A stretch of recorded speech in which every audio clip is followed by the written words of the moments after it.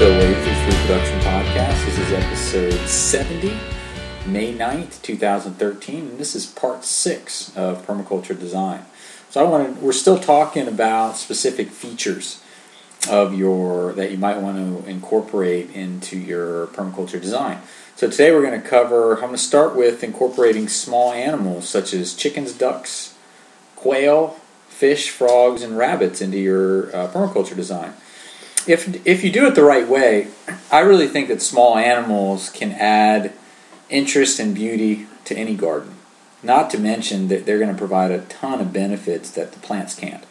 And it's not going to smell if you do it right. So, where in nature do you ever find animals not present at all? Everywhere you go in nature, every beautiful site has an animal presence. So I think that we need to get away from being afraid of having animals in our permaculture site.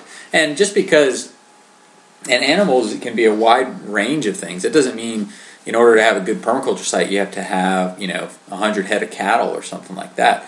It can be scaled down as small as frogs or quails, very, very small. Rabbits. I mean, there's all sorts of small animals that you can use, and you can also just entice things from the wild to come in. It doesn't have to be necessarily animals that you're specifically taking care of. For example, frogs and amphibians. These can be incorporated into the garden just by providing the right habitat. You don't actually have to feed them. You don't have to do anything, and they're helping you out. So if you have a pond with a shallow entry point and some shelter to hide in, that's going to bring the frogs into your property. And they're tremendous insectivores, and they do wonders for your pest control needs. So no need to buy the frogs, no need to take care of them. In fact, it's actually a lot better if you don't, because you want to get what nature wants to come, and you may get the wrong variety, and it could be a problem. So when it comes to frogging and amphibians, you should take the stance of if you build it, they will come. And frogs and amphibians are definitely good for the garden. Fish, that's also another animal that you can add to your garden, and you don't necessarily have to take care of it. Now, if you're using a lined pond and you're overstocked and you're filtering the water and you're doing all those things, you're going to have to feed the fish, and you're going to have to clean the pond, you're going to have to do all this stuff for the fish. But if you have a natural pond, a natural ecosystem, you can make a system where the fish essentially take care of themselves. They harvest plants, they harvest insects, they can take care of themselves, and it can be done. You don't necessarily have to have fish in your garden where you're constantly taking care of them. If you have a fish pond, you can get fish in it without stocking it. But the only problem with that is it probably is not going to be exactly the fish that you want. So if you want to stock it, that's fine, but you're going to want to make sure that you've got your stocking rates proper, and if you're trying to develop a natural fish pond, then you definitely can't overstock it, because otherwise you're going to have all sorts of problems. You're going to have a system that's not in balance, and then you're going to have to start taking care of the fish's needs, and your ecosystem won't be able to do it for you. Quail is another good one, and quail can provide a nice source of eggs, and also it's a tremendous source of meat. They're actually a more productive meat source than even rabbits. So definitely more than chickens, and even more than rabbits, which rabbits are a more productive meat source than chickens. So a lot of people raise quail in cages, but if you want to, you could do it a more productive way, which would be to raise them in tractors, so that way you can take advantage of their fertilizer and then also help to cut down on some of the feed costs. But quail is definitely an interesting option, especially for those that live in a suburban setting. I heard of a guy, and in fact, I listen to the Survival Podcast a lot, and I like Jack Spirko's show. I think he does a good job over there. And he talked to a guy that was raising quail in his garage, and this guy was living in a suburban setting, and nobody even knew he had a couple hundred quail in there. So it can certainly be done on a small setting, even if you're technically not allowed to have these things, you can probably get away with some of these smaller things that people wouldn't necessarily notice. Rabbits are a classic permaculture animal. They provide meat and will eat most things that are green. So if you do your weeding, you can bring all the greenery and give it to the rabbits, or you can, run them through tractors. The only thing about running them through a tractor is they do burrow, so you have to have wire underneath so they can't get out.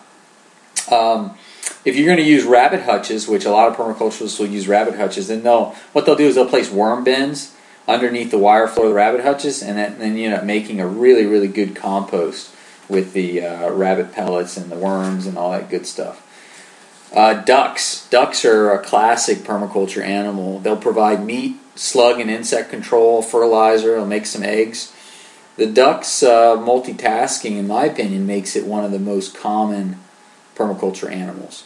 And your ducks are going to need a source of water to keep their nose clear and their feathers in good shape. Now, they like to just poo in the water all the time. They love to do that. So fertigation is a possibility if you're raising ducks. I haven't figured out, and I saw a video with Jeff Lawton where he was basically fertigating an area with the duck water.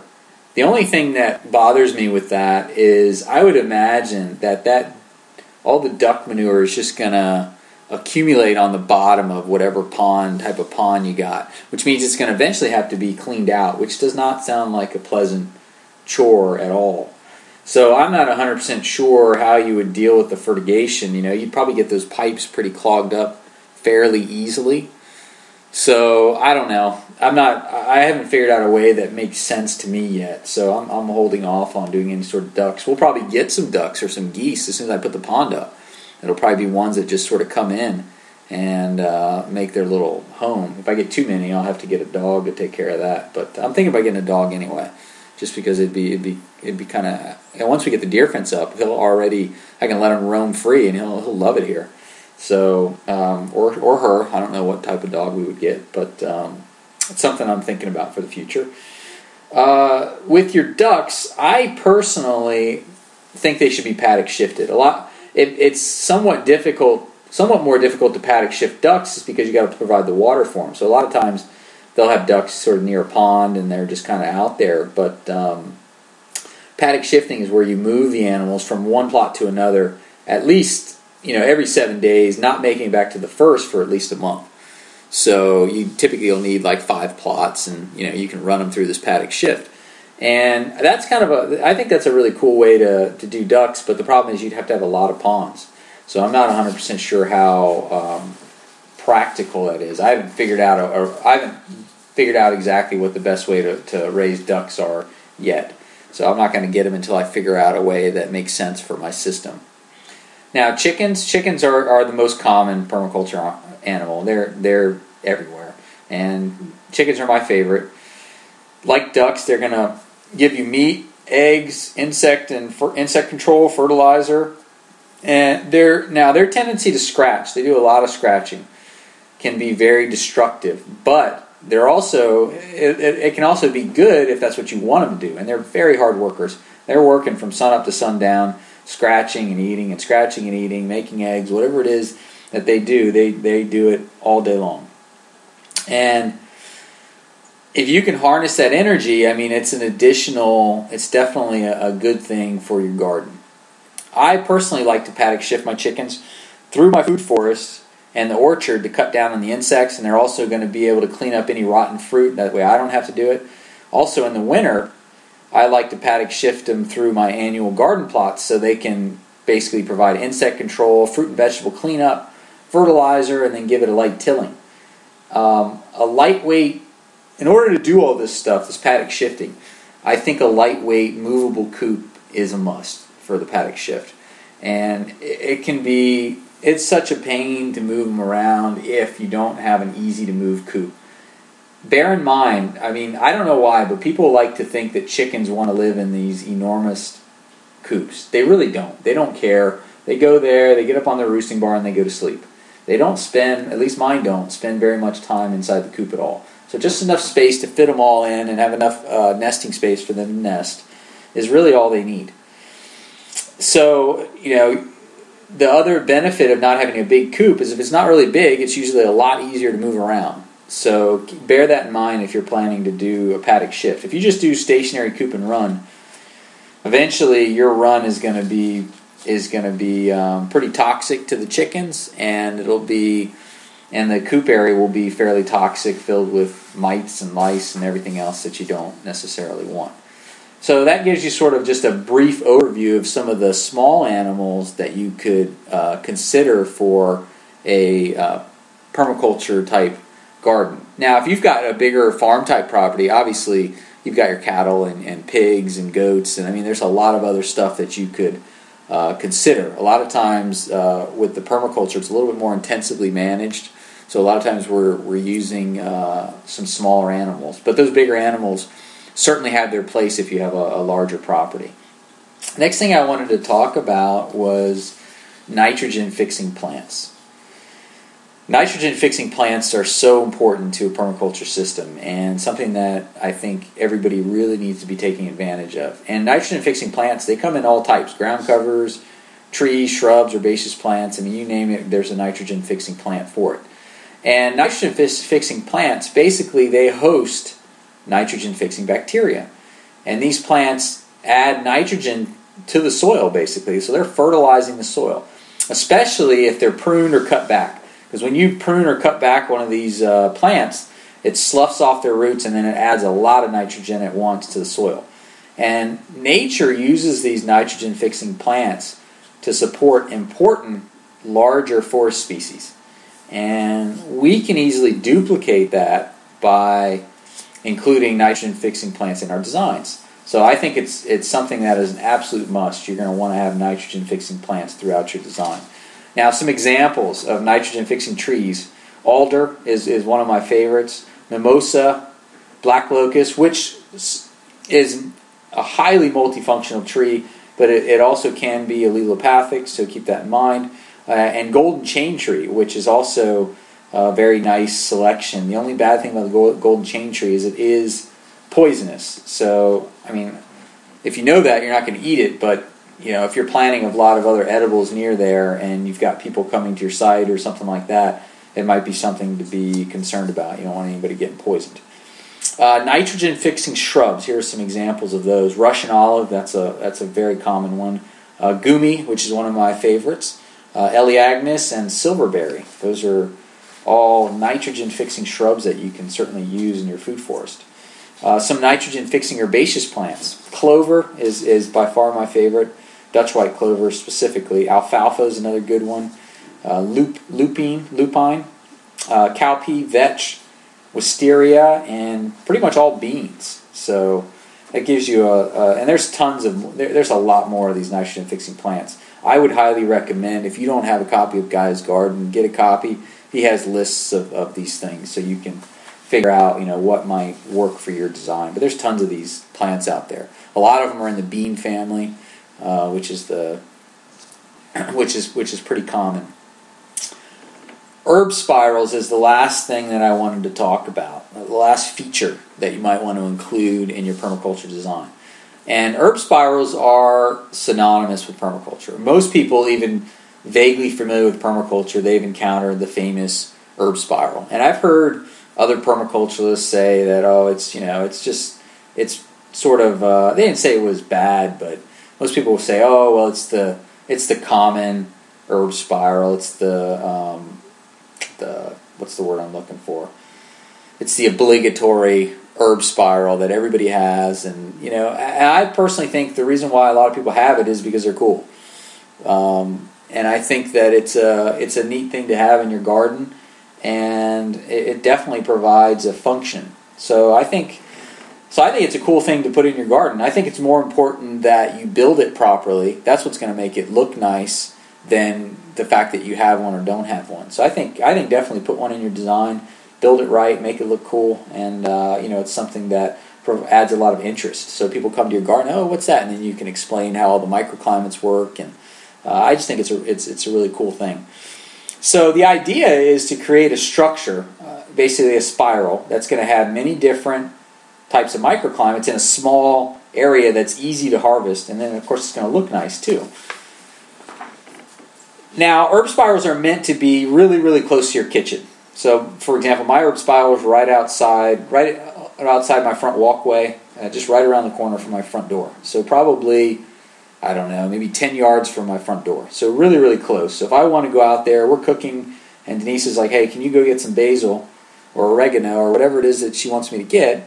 I can go out, and walk right on my paver pathway and walk on the stepping stones and go around the herb spiral, pick what I want to pick, and never get dirty or anything. So it makes it really easy to use those herbs, because normally people will have their herbs in their garden. They're far away. They're cooking. They're like, I don't want to go out there. It's dark. It's cold, or it's hot, or whatever reason they don't want to go out there. It's I'm in my pajamas. So if you put it close and you make it easily accessible, you're going to be more apt to use these herbs, which are really good for you. And then of course it makes your dinner or lunch or whatever it is you're making taste so much better. So basically, you make your spiral, and you're going to want to plant your herbs that like the shade on the north side, and this is for people in the northern hemisphere. And your sunny herbs, you're going to plant those on the south side. You're going to plant your water-loving herbs at the bottom, your dry-loving herbs at the top, and all your other type of herbs that are in between, you're going to plant them in between. So I like the herb spirals because they add this function, beauty, and texture to the garden, and I just think it's just a cool feature to have for your garden. And I personally like to use perennial herbs for my herb spiral. I'll use some basil, which is an annual, but most of the time I'm using mostly perennials because I don't want to have to reestablish these things every year. I might leave a little area at some point that I can reestablish different things, but for the most part I want to use perennials. And some good perennials for an herb spiral would be things like oregano, sage, chives, garlic, tarragon. Now tarragon needs a little bit more space. It needs probably about 2 feet of space, so give that some space. Hyssop, pot marjoram, salad burnet, rosemary, sorrel, thyme, and winter savory. So these are all good herbs that will come back year after year. And there's also some annuals out there that are really good at self-seeding, but I don't typically like to include self-seeding annuals in my herb spiral, because what ends up happening is a lot of the self-seeding annuals can be very aggressive. And if you put, for example, if you put something like cilantro in there, cilantro can be very aggressive and very quick to spread. And before you know it, you don't have a nice, diverse herb spiral, you have a cilantro spiral. So part of the beauty of having herb spirals is being able to have a lot of different types of herbs in a small space. So if you plant something that's going to take it over, you notice that I did not have a very common perennial herb that was left off this list, which is mint or lemon balm. Anything in the mint family. Catnip, that's all in the mint family. You do not want to put any mint in your herb spiral because you'll end up with a mint spiral. So you definitely don't want that. I actually do have mint. I really love mint. And I have lemon balm, but I have it in an area that has brick around it. Basically, it's between my patio and my walkway, and there's really no space for it to go. It just basically takes over that space. I can harvest as much as I need, and it's always there, but it's not getting into other things that I don't want it to get into. So definitely something to think about with that. Now, I'm going to stop here for today, but I'm going to pick up next week with part 7, which is going to cover living mulches, cover crops, food forests, plant communities, and plant guilds. So thank you for listening to the Food Production Podcast.